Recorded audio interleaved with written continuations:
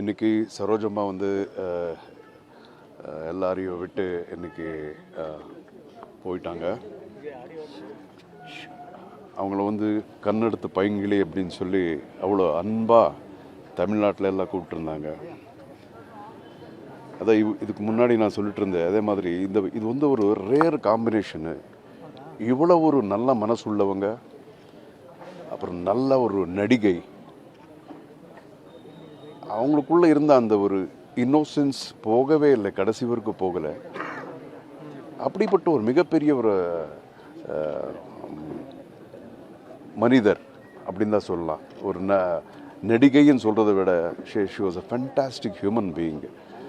எவ்வளோ பெரிய பெரிய நடிகர்கள் கூட இங்கே கன்னடத்தில் ராஜ்குமார் சார் கூட நடிச்சிருக்காங்க, அங்கே சிவாஜி சார் கூட நடிச்சிருக்காங்க, எம்ஜிஆர் சார் கூட நடிச்சிருக்காங்க, என்டி ராமராவ் சார்கிட்ட நடிச்சிருக்காங்க, நாகேஸ்வரராவ், யார் நீங்கள் சொல்லுங்கள், எல்லாம் இருக்கிற ஒரு பஞ்சபாஷா தாரா அப்படின்னு சொல்கிறாங்களே, அந்த மாதிரி அந்த அம்மா அவ்வளோ பண்ணாலும் அவ்வளோ எளிமையாக இருந்தாங்க. வாழ்க்கையில் வந்து அவ்வளோ எளிமை ஃபுல்.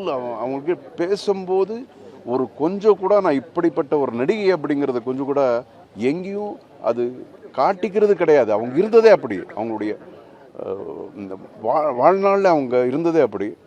அதனால தான் நாங்கள் அடித்து பிடிச்சி ஓடி வர்றோம். எங்கே இருந்தாலும் ஐயோ அந்த அம்மாவை கடைசியை அந்த மூஞ்சியாவது ஒரே ஒரு தடவை நம்ம பார்த்துடலாமான்னு அடித்து பிடிச்சி எல்லாரும் ஓடி வர்றதுக்கு காரணமே அதுதான்.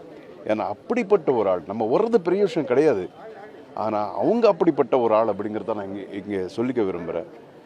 ஸோ அது ஒரு வேற ஒரு சகாப்தம். அந்த மாதிரி மறுபடியும் பிறக்க மாட்டாங்க. அவங்க பெரிய நடிகைன்னு சொல்கிறத விட ஒரு பெரிய மனிதர் அப்படிங்கிறது தான் இங்கே நம்ம உணரணும். ஸோ இந்த ஒரு இந்த பெயினை வந்து தாங்கிக்கிற சக்தி அவங்க கடவுள் வந்து அவங்களுடைய ஃபேமிலி கொடுக்கணும் அப்படிங்கிறத நான் வேண்டிக்கிறேன். ஏங்க அதுதான் நான் சொன்னேன்ல, கண்ணு தானே நிச்சயமாக பண்ணியிருப்பாங்க, 100% பண்ணியிருப்பாங்க அவங்க.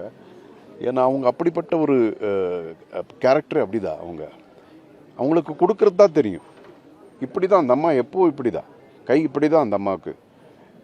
ஸோ நிச்சயமாக நிறைய விஷயங்கள், நிறைய பேர் நல்லது பண்ணியிருக்காங்க. எனக்கே கூப்பிட்டு சொல்லியிருக்காங்க, பாருப்பா நீ வந்து கஷ்டப்பட்டு இதெல்லாம் பண்ணுற, என்னென்னமோ பண்ணுற, கையில் இருக்கிறத பணத்தெல்லாம் விட்டு இது பண்ணிடாதே, இப்படி பண்ணும் அப்படி பண்ணணும்னு சொல்லி அட்வைஸு அந்த அளவுக்கு. இப்போ கூட என்கிட்ட பேசுனது அப்படியே வாய்ஸ் ரெக்கார்டிங்கில் இருக்குது.